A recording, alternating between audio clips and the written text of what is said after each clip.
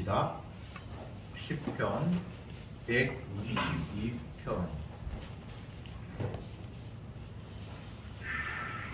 1절부터 마지막 절까지 하겠습니다. 사람이 내게 말하기를 여호와의 집에 올라가자 할 때에 내가 기뻐하였도다. 예루살렘아 너는 좀이란 성읍과 같이 건설되었도다.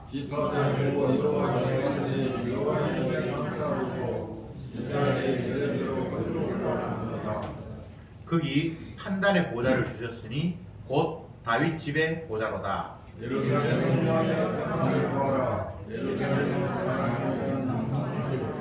내 성 안에는 평강이 있고 내 궁중에는 형통이 있을지어다. 내가 영광과 건물을 위하여 인재만하리 영 가운데 평안이 있을지어다. 여호와 우리 하나님의 집을 위하여 내가 네 복을 구하리로다. 아멘. 성전에 올라가는 노래 역시나 똑같은 내용입니다. 그런데 다윗의 시라고 저자를 기록했습니다. 다윗의 시. 지난주 그 다음 120편부터 15편이 성전에 올라가는 노래라고 이제 분류가 되어서 쭉 지금 진행이 되고 오늘 세 번째에 이르렀는데 이 15편의 성전에 올라가는 노래 중에 다윗이 4편 기록을 했습니다. 그런데 사람들은 성전에 올라가는 노래라고 해서 다윗이 지었는데 다윗은 성전을 짓지 않았잖아요. 그 후대에 솔로몬이 지었는데 어떻게 이렇게 말할 수 있는가라고 다윗의 저자가 아닐 것이다 라는 그런 의문을 제기하는 사람도 많습니다. 그러나 다윗의 시가 아닌데 성경에 다윗의 시라고 했을 일은 만무하고 다윗의 시대에 성전이 세워지진 않았지만 이미 성소는 있었습니다. 법궤를 모시고 와서 예루살렘에 이미 안치해 놨어요.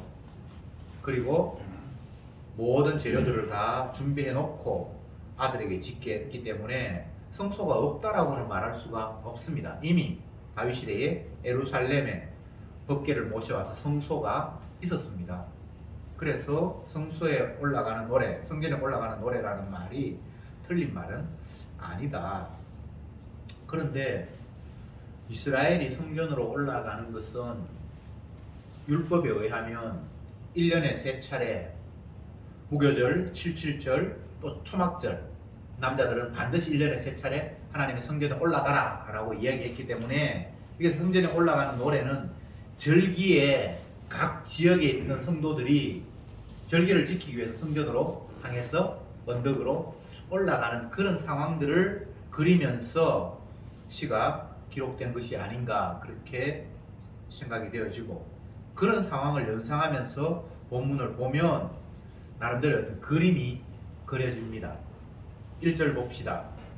사람이 내게 말하기를 여호와의 집에 올라가자 할 때에 내가 기뻐하였도다.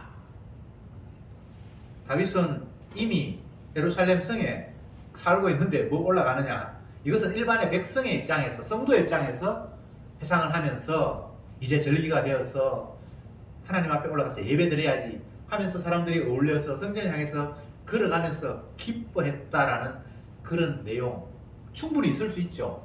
다윗은 언약궤를 모시고 오기 위해서 엄청나게 노력을 했고 그 언약궤가 예루살렘 성전으로 들어올 때 바지가 벗겨지는 줄도 모르고 기뻐서 하나님 앞에 덩실덩실 춤을 추었던 걸 생각을 하면 때가 되어서 하나님 앞에 나아갈 절기가 되어서 이웃 사람과 함께 야 우리 같이 성전으로 올라가자 하면서 그 이야기를 했을 때 너무나 행복하고 설렜다라는 겁니다. 성도의 기쁨은 세상이 주는 기쁨을 가지고 이야기하는 게 아닙니다. 육의 관점에서는 기쁨의 요소들이 땅의 것으로 충분히 기뻐할 수 있습니다. 갖고 싶은 것들을 갖게 되었다든지 뭐 원하는 곳에 여행을 갔다든지 뭐 육신의 관점에서의 기쁨의 요소들은 얼마든지 이 땅의 것으로 세상의 조건과 환경으로 기뻐할 수 있습니다. 그러나 성경에 기록된 성도의 기쁨은 물질이나 땅에 있는 것으로 기뻐하는 것과는 종류가 전혀 다른 겁니다. 어떤 사람이 이 본문을 보면서 뭐 충분하겠다. 고향을 떠나서 멀리 살고 있는데 이제 설이 되어서 부모님 보기 위해서 차를 몰고 집으로 갈 때에 기뻐하듯이 이스라엘 백성들이 예루살렘이 아닌 먼 곳에 있다가 명절이 되어서 그곳에 가면서 기뻐했겠지. 이런 기쁨 아닙니다. 그런 세상적인 기쁨과는 전혀 다른 거예요. 성전은 여호와 하나님이 계신 곳이고 또 그곳에는 주님의 약속이 있는 곳이고 더 세밀하게 정확하게 이야기하면 제물의 희생, 핏뿌림이 있는 곳입니다. 왜 성전에 올라가라고 주님께서 말씀하셨습니까? 이스라엘 백성들이 애굽에서 종살이 하다가 아브라함의 언약을 하나님께서 기억하셔서 그들을 애굽에서 벗어나서 원래 아브라함이 약속했던 가나안 땅으로 보내시는데 그 보내실 때 하나님께서 하신 말씀이 너희들은 이곳을 떠나서 나를 섬기기 위해서 가야 한다 라고 말씀을 하셨습니다. 이스라엘 백성들이 애굽을 떠나서 가나안을 향해서 가야 하는 이유는 다른 이유가 아닙니다. 여호와 하나님을 경배하고 섬기는 겁니다. 더 정확하게 이야기하면 어린 양의 희생을 기념하는 겁니다. 이스라엘이 존재하게 된 근거 자체가 어린 양의 희생 때문에 생겼습니다. 어린 양의 죽음이 없으면 이스라엘은 없습니다. 그걸 신약으로 이야기하면 예수님이 십자가의 집으로 말미암아 이스라엘이라는 성도라는 존재가 탄생하게 되었습니다. 그러기에 성도의 존재는 그 어린 양의 피를 노래하고 찬양하는 것이 성도의 존재의 이유입니다. 그래서 성전을 향해서 24시간 물론 어린 양의 피를 감사하며 찬양해야 되겠지만 구체적으로 성전이라는 곳에 올라가서 주님을 노래하고 제사 드리고 하는 것은 24시간 1년 내내 할 수는 없으니까 하나님께서 1년에 3차례 무교절, 칠칠절 또 초막절에 성전에 올라가라고 했으니까 그때가 되어서 멀리 집을 떠나서 성전을 향해서 걸어가는데 서로 야 이제 주님 앞에 갈 절기가 되었어 같이 올라가자 그 소식을 듣고 너무나 기쁘고 마음이 설렜다. 이게 1절의 이야기고요. 2절에 예루살렘아 우리 발이 네 성문 안에 섰도다. 이제 꽤 많이 걸어서 예루살렘에 담도하면서 그 기쁨을 또 이야기했습니다. 야 이제 더 이상 드디어 성전으로 우리가 도달했구나. 이 당시에 교통편을 생각해보면 뭐 그냥 걸어갔겠죠. 그죠? 이스라엘은 사막 지역이고 먼 곳을 향해서 하나님 앞에 찬송하기 위해서 제사하기 위해서 뭐 재물을 가지고 갈 수도 있고 또 아니면 뭐 그곳에 가서 살 수도 있고 어쨌든 먼 거리를 힘들게 걸어와서 이제 예루살렘 성문 안을 탁 통과했을 때 그 감격 이제 드디어 성문에 도착했다 라는 감격. 3절에 예루살렘아 너는 조밀한 성읍과 같이 건설되었도다. 이제 예루살렘에 도착해서 다시 왔던 길을 돌이켜 보니까 아니면 높은 성전에서 그 주위를 바라보니까 너무나 그 예루살렘 주위가 아름답고 멋지다는 거예요.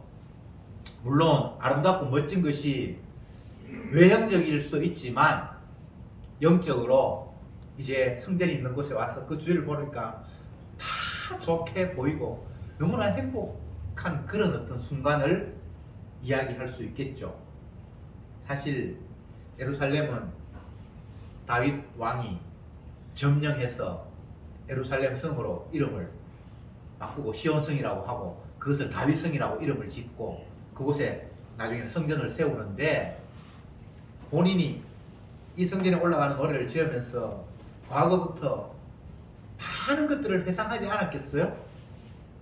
하나님으로부터 기름을 부음 받았지만 그 당시에 왕이 이미 존재하고 있었고 아무도 자기를 왕으로 인정하지 않은 상태 속에서 현재의 왕이 자기를 죽이려고 하면서 온갖 곳을 다 떠돌아다니다가 나중에는 남의 나라에까지 피신하고 이렇게 살다가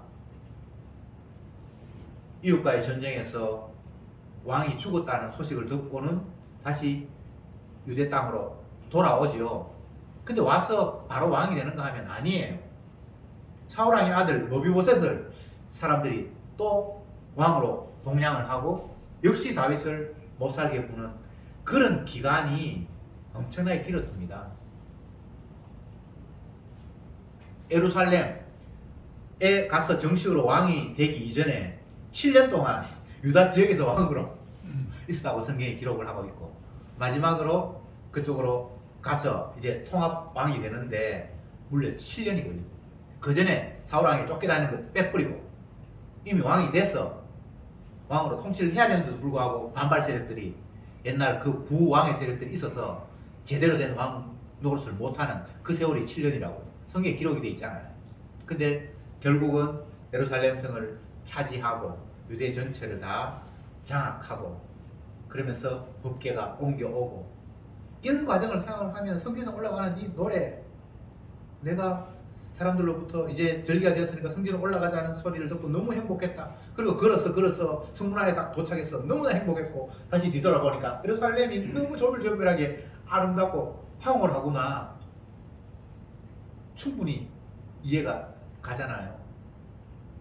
그 성은, 이 예루살렘 성은 자기가 생명을 걸고 차지한 그런 곳이었습니다. 그러면서 그 이름을 다윗성이다 라고 이렇게 지었을 정도로 그곳은 너무나 감격적인 그런 장소인데, 이제 그곳에서 하나님을 찬송하고 제사할 수 있게 되었으니까 얼마나 기쁘고 감사한가. 4절에 지파들, 곧 여호와의 지파들이 여호와의 이름에 감사하려고 이스라엘 전례대로 그리로 올라간도다. 이것은 이스라엘 백성들이 광야 생활할 때에 성전을 중심으로 동서남북으로 세 지파씩 이렇게 진영을 짜서 머물고, 또 법궤가 옮길 때는 일렬로 쫙 해서 지파별로 다 순서가 있어요. 그렇게 해서 올라가고, 이런 것들을 연상시키는 거예요. 그 성전을 올라가면서도 이런 걸 생각하는 거예요. 지파별로 하나님의 성전을 제사하기 위해서 어느 지파 가고 어느 지파 가고 이렇게 쫙 줄을 지어서 대형을 지어서 가니까 너무 아름답다. 그 행렬들이 너무나 멋있다 라고 이야기를 하고 있습니다. 무엇 하나 아름답지 않은 게 없어요. 백성들이 하나님 앞에 제사하기 위해서 먼 곳에서 떠나서 예루살렘 성에 도착하고 뒤돌아보니까 그 성 자체가 너무나 아름답고, 이제 순서대로 지파대로 하나님의 질서대로 어느 지파가 올라가고 어느 지파가 올라가고 제사 지내고 또 내려오고, 이런 모습을 보면서 너무나 황홀해하는 시인의 모습, 다윗의 감정, 이것 외에 성도에게는 다른 즐거움이 없습니다. 주님에게 제사하기 위해서 만들어진 백성, 그리고 그 제사를 드리고 있는 성도들의 모습, 그거면 다지 뭐가 또 더 필요하겠습니까? 다윗은 왕이지만 결코 자기 자신이 왕이 아니라는 사실을 40년 통치하면서 순간순간 백성들에게 보여줍니다. 물론 교만한 때도 중간중간에 나옵니다만 여호와 하나님 앞에 날마다 무릎을 꿇어요. 법궤 모시면서 바지 벗겨지는 이야기를 했는데, 그 아내 되었던 미갈은 사울의 딸이었죠. 그 모습을 도저히 용납할 수가 없었습니다. 그 미갈은 특별한 사람이 아니고 일반 보통 사람들의 시각입니다. 내 남편이 왕인데 백성들 다 보는 앞에서 춤추다가 바지 내려가가지고 속옷 보이고, 이걸 좋게 생각하는 사람이 없겠죠. 미갈이 특별히 악한 것이 아니라 은혜를 모르는 인간적인 어떤 관점에서 바라보면 다윗 왕의 그 기뻐하고 철없이 까불면서 설치는 그 모습이 정말 부끄럽고 창피하고 그렇겠죠. 그러나 정작 다윗은 왕이었음에도 불구하고 백성들이 이것 때문에 나를 비웃는다고? 얼마든지 비웃으라 그래라. 나는 하나님 앞에 부끄러움 당해도 얼마든지 당하겠다 라고 고백해요. 나는 주님 앞에 기뻐서 지금 설치는데 백성들이 나를 어떻게 본다? 난 그런 데 관심이 없다. 왕? 아무것도 아니야. 나는 하나님의 종일 뿐이야. 하나님의 종된 내가 주님의 법궤를 모시고 가면서 기뻐해서 내가 부끄러운 뭐 요소 바지 벗겨지고 나 그거 별로 부끄러울 거 없어. 나를 욕한다고 하면 나 얼마든지 욕먹을 마음이 있어. 이건 왕의 태도라기보다는 주님 앞에 종된 모습이잖아요. 사실 이스라엘의 왕은 원래 그런 모습입니다. 나 왕 아니야. 여호와 하나님이 왕이야. 나 아무것도 아니야. 여호와 하나님을 바라봐야 돼. 라는 이야기를 하도록 왕이 세워졌습니다. 그 일을 하는 게 왕이에요. 너희들 다 내 말 들어. 까불면 죽어. 이게 왕의 위치가 아니고 내가 왕이 아니라 여호와 하나님이 왕입니다. 라는 것을 백성들에게 알려주고 소개하는 게 이스라엘의 왕의 역할입니다. 오늘날 성도가 이런 존재죠. 어떤 사람은 자기가 주님의 사랑을 받아서 하나님은 내 기도하면 다 들어주니까 너희들 까불지 마. 뭐 정강훈 같은 사람은 그런 식이잖아요. 정강훈만 그런 게 아니에요. 많은 사람들이 그런 식으로 착각하고 있어요. 내가 하나님의 백성이고 주님이 나를 사랑하시니까 주님 내 기도 들으시니까 너희들 나한테 무릎 꿇어. 마치 자기가 왕이 된 것처럼 그렇게 착각합니다. 그런 구도가 아니에요. 세례 요한처럼 나는 망해야 돼요. 나는 쇠해야 돼요. 내 뒤에 오시는 분이 참이에요. 나는 선지자고 뭐고 아무것도 아니에요.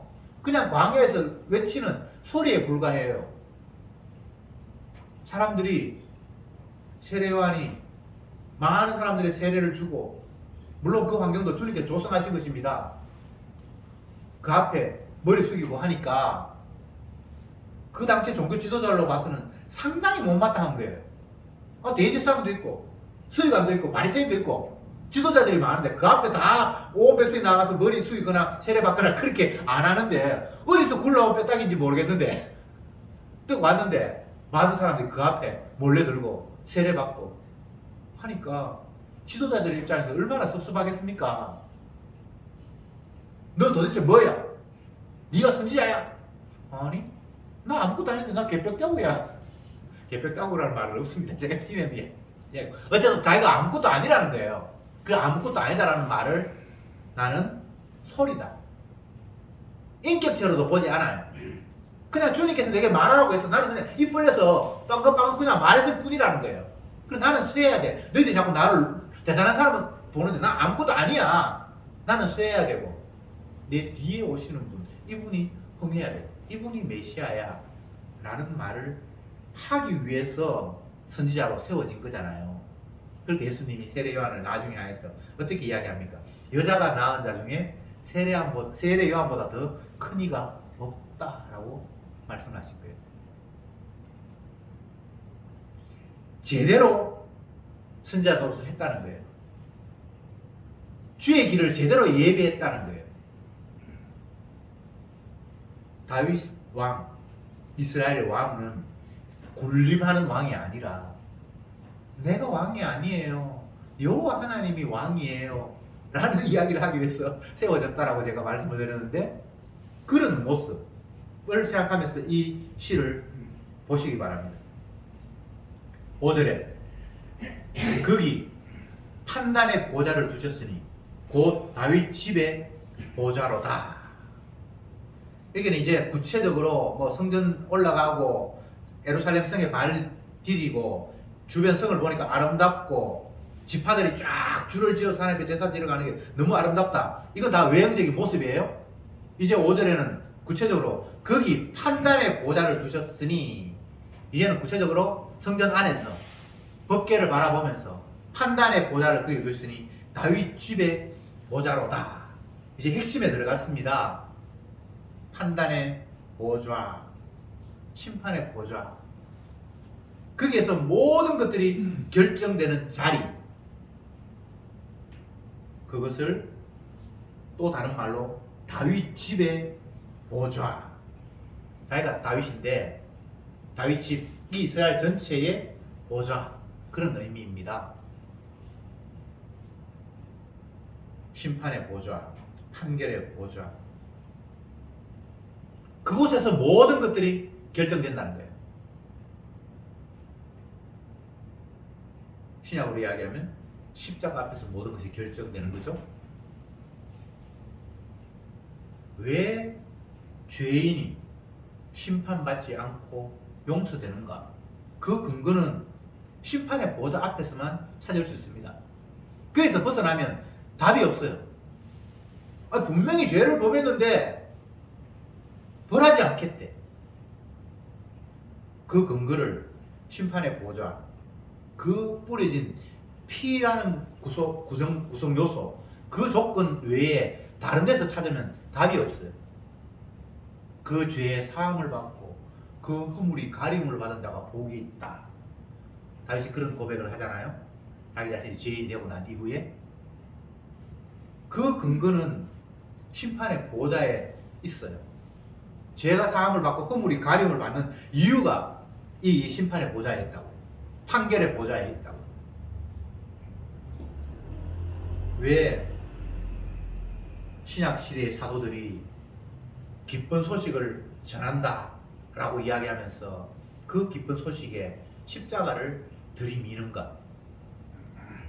십자가 외에는 죄 용서 받는 구도가 없습니다. 예수님이 피 흘렸다라는 그 근거 외에는 우리가 죄 용서함을 받을 근거를 어디에도 찾을 수 없어요. 내가 열심히 노력했다, 신앙생활 잘했다, 하나님 앞에 충성했다, 그것은 죄 용서 받을 근거가 안 돼요. 율법의 행위로 의롭다 할 육체가 없느니라. 율법 다 지켜도 의인 안 돼요. 물론 지킬 수도 없지만, 여기에서 심판의 판단의 보좌, 성전에 올라가서 기뻐하는 이유가 뭐 오래간만에 올라갔다 이웃 사람들 만나서 아름답다, 아니면 예루살렘 성이 너무 좋은 곳에 가서 아름답다, 그게 아니고 거기에 판단의 보좌가 있기 때문에 그 모든 것들이 다 행복하고 아름다운 겁니다. 6절에 예루살렘을 위하여 평안을 구하라. 예루살렘을 사랑하는 자는 형통하리로다. 예루살렘을 위해서 평강을 구하라. 이것은 왕이 자기의 사명을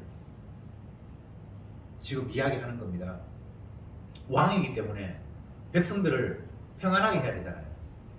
왕은 물론 본인이 평안하게 하는 게 아니고 하나님께서 이 백성에게 평강을 주십시오라고 기도하고, 백성들에게 나를 바라보지 말고 여호와 하나님을 바라보세요 라고 이렇게 이야기하면서 하나님과 백성들의 관계를 매개 연결시켜주는 그 위치, 왕. 선지자가 이런 역할이고 사도들도 이런 역할이고 오늘날 성도도 이런 역할이고, 신약시대는 예수님께서 이 역할을 하시고 아버지 하나님과 백성들이 하나 되게 하게끔 중보의 역할을 하는 왕이 예루살렘을 위하여 평강을 구하라. 예루살렘을 사랑하는 자는 형통하리로다. 성도의 기쁨, 그것은 결국 보좌에서 희생되는 어린 양의 피 때문에 거기에 평강이 있고 거기에 형통이 있다는 사실을 왕이 이야기하고 있습니다. 평강은 아무 일 없이 그냥 현재대로 쭉 가는 게 평강이 아니에요. 그런 걸 자꾸 평강이라고 생각을 하는데 그게 평강이 아니라, 죄인이 심판받아야 되는데 죄의 싹은 사망인데, 죄가 해결되기 위해서는 죽어야 되는데 그 문제를 심판의 보좌에서 어린 양의 피가 뿌려짐으로 말미암아 해결되었을 때 그것을 평강이라고 이야기하는 겁니다.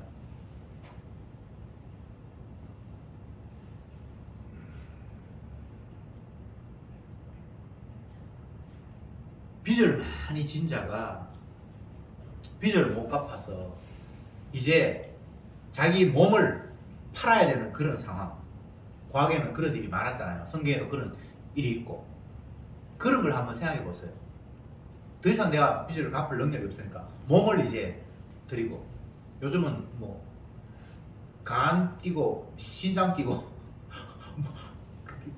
빚을 많이 져서 사채 못 갚고 하면 그런 그 드라마나 영화의 장면이 나오잖아요. 그런 걸 한번 생각해 보세요.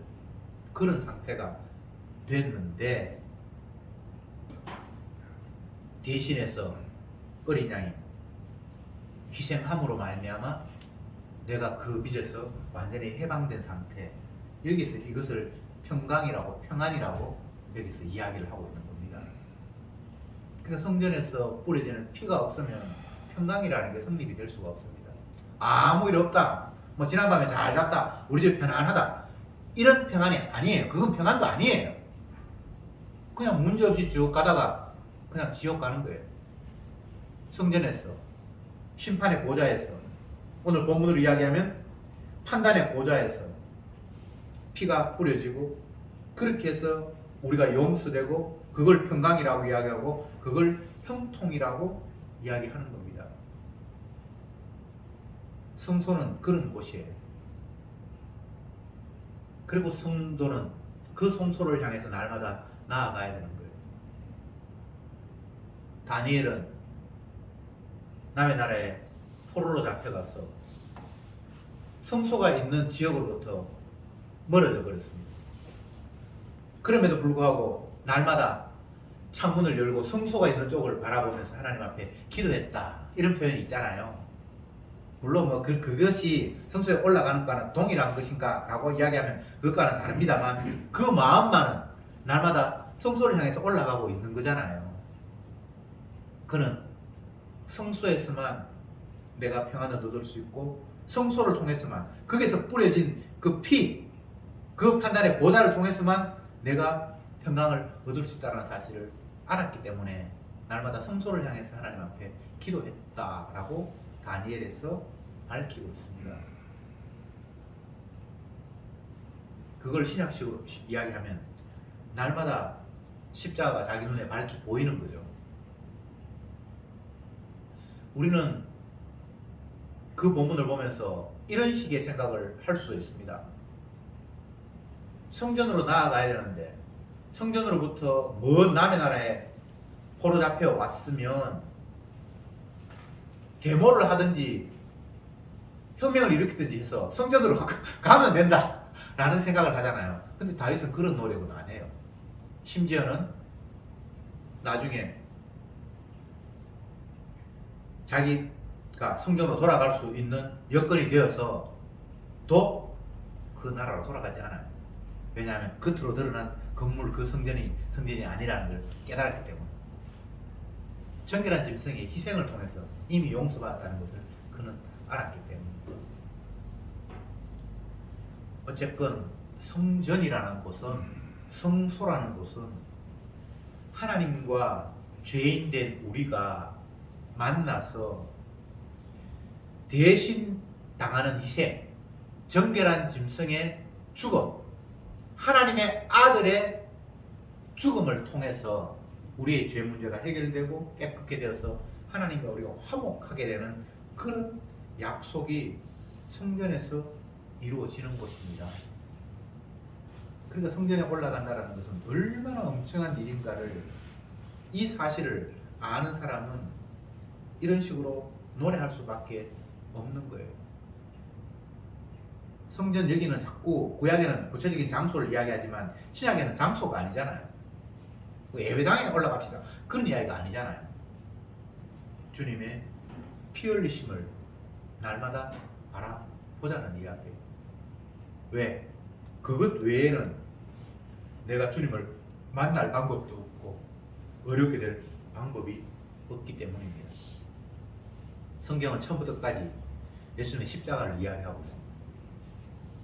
그것만이 우리에게 유일한 생명이고, 그 예수님의 죽음만이 우리를 자기 품으로 안을 수 있는 유일한 길이기 때문입니다. 주님은 다른 방법으로 우리를 구원하지 않아요. 사람들이 구원을 생각하는, 잘못 생각하는 것이 하나님 능력 많으니까 나를 그냥 뭐 죄악 가운데서 건지면 되지. 낚시하듯이. 그래서 물어서 땡기면 되지. 이렇게 생각하는데 주님이 약속하시는 구원은 그런 방법의 구원이 아니에요. 앞 시간에 비유 공부를 했는데 그 비유에서 천국은 이와 같으니 뭐라고 이야기했습니까? 밭에 감추인 보화와 같으니 가서 자기의 모든 소유를 다 팔아 그 밭을 샀느니라. 그게 천국이라는 거.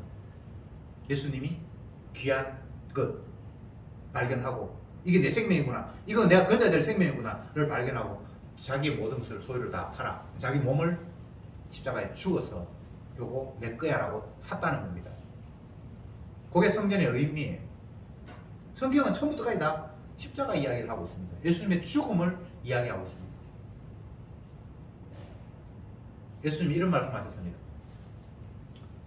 사람이 집을 짓는데 어떤 사람은 반석 위에 집을 세우고 어떤 사람은 모래 위에 집을 세웠다. 그런데 겉으로 보면 뭐 집이 그냥 멀쩡하게 있는 것 같아요. 바람이 불고 홍수가 나면 모래 위에 세운 집은 흔적도 없이 사라지고 반석 위에 세운 집은 그냥 여전히 든든하게 세워져 있다. 여기서 예수님께서 말씀하시는 반석은 자기 자신의 죽음이에요.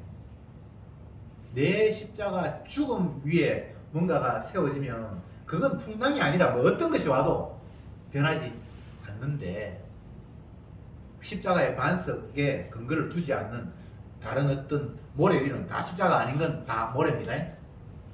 그게 뭐 했다 세웠다 그건 그냥 쓰러지고 무너질 뿐이다 라고 말씀을 하셨습니다. 물론 우리가 반석 위에 세우고 싶다고 세워지는 건 아니고요. 주님께서 자기 백성들은 자기 피와 관계를 맺도록 하십니다. 피가 뿌려진다. 요한계시록에는 인 맞은 자, 도장 찍은 자를 자기 백성으로 삼으시는데 마귀도 내 거라고 도장 찍고 예수님도 자기 거라고 도장을 찍어요. 이걸 다른 말로 이야기하면 피를 뿌리는 거죠. 6월절 어린 양에 피가 뿌려졌어. 요건 내 거야, 내 거야, 내 거야. 피 뿌린 자, 입 맞은 자, 도장 찍힌 자는 주님의 소유예요. 도장이 찍힌다는 그 자체가 정결케 되었다는 신호입니다. 내가 나를 깨끗하게 할 수 있는 방법이 없습니다. 회개해서 깨끗해진다고요? 아니에요. 착한 일에서 깨끗해진다고요? 그것도 거짓말이에요. 피가 뿌려짐으로, 그가 채찍에 맞음으로 내가 깨끗하게 되는 거예요.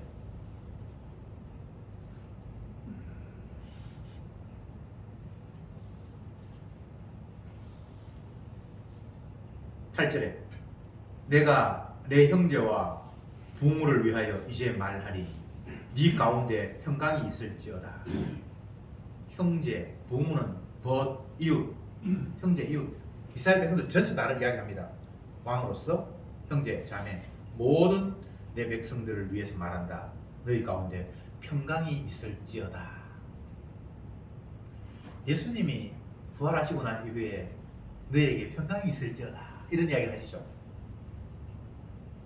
지금 다윗은 선지자 입장에서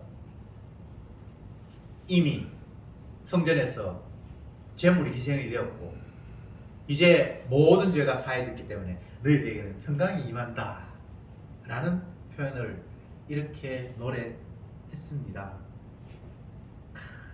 얼마나 엄청난 이야기예요. 내가 내 꼬라지를 바라보니까 평강하고는 아무 상관이 없고 천번만번 주님이 나를 벌 주시고 때려도 내가 이런 방구 변명할 수 없는 완벽한 죄인인데 성경에서 흘려진 피를 근거로 이제 너희는 죄가 사해졌다.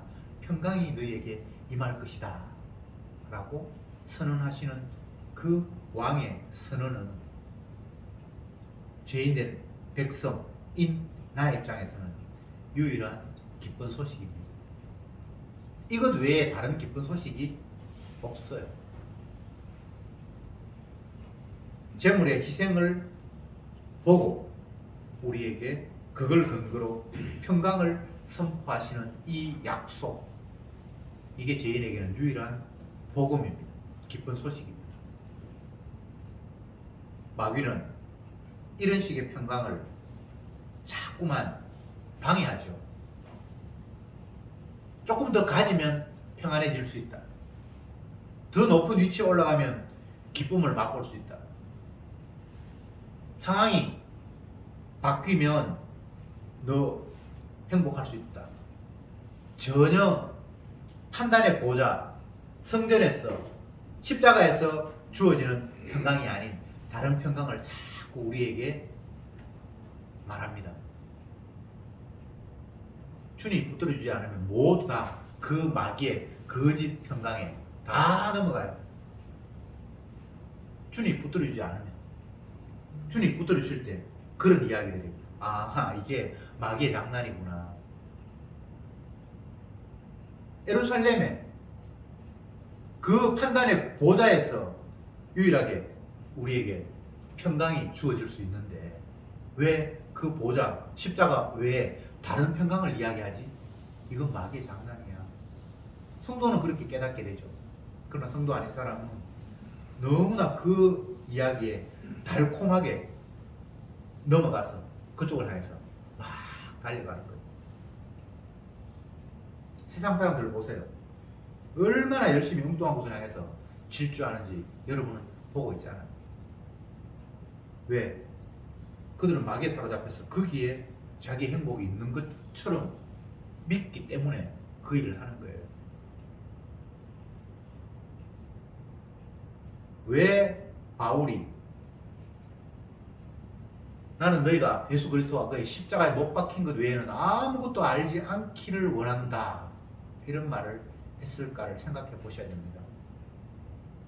심지어는 예수 믿는다고 하고 복음 전한다고 하는 목사마저도 십자가 외에 다른 복음이 없습니다 라고 이야기하면 동의 못하는 사람이 많아요. 물론 뭐 성경에 십자가 있으니까 십자가 복음이지만은 십자가만 복음이냐 그런 사람이 많아요. 근데 사도 바울이 예수님을 만났고 예수님으로부터 사도로 부름을 받았던 그 바울이 말하기를, 나는 너희가 예수 그리스도와 그의 십자가에 못 박힌 것 외에는 아무것도 알지 않기를 원한다. 왜 그 말을 했을까요? 죄인에게는 십자가만이 유일한 기쁜 소식이라는 거예요. 그것만이 평강이라는 거예요. 9절에 여호와 우리 하나님의 집을 위하여 내가 네 복을 구하리로다. 이것은 왕이요 또 제사장의 입장에서 여호와 하나님의 집을 위하여 네가 복 받기를 내가 기도하겠다, 구하겠다. 물론 조건이 이미 갖춰졌습니다. 제물의 희생이 있었고요. 그 제물의 희생을 통해 자기 백성이 이미 죄가 사해졌습니다. 그러니까 당연히 그에게는 복이 임하는 거죠. 평강을 선포했듯이 복을 구하는 이런 구도. 근데 그것은 복받을 자를 위해서 복받는 것이 아니라 하나님의 집을 위하여. 이게 중요합니다.